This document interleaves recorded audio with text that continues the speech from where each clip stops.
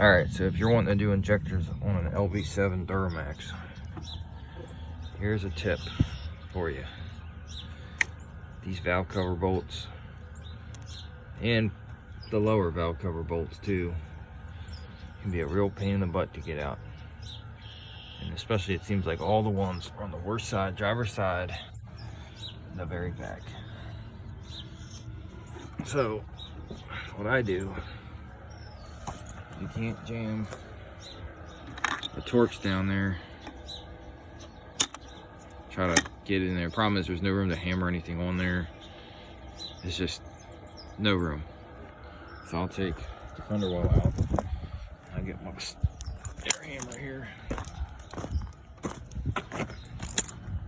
coming through the side, and I'll just hit that thing right on the corner there until she starts moving. A lot of times the big problem is it's got RTV on there, so it's partly glued in. The top ones are the ones you have trouble with the most. And it'll move, it'll start budging, and then you can get whatever fits inside there. It'll start turning, you can get it out. So that's one thing that helps me with those problems. And then the second tip is when you get them bolts out and you're getting ready to take the valve cover off, I use a slide hammer with like a hook on it. And I hook it right underneath the upper tab, closer to the front. So that tab right there, I just hook it on that.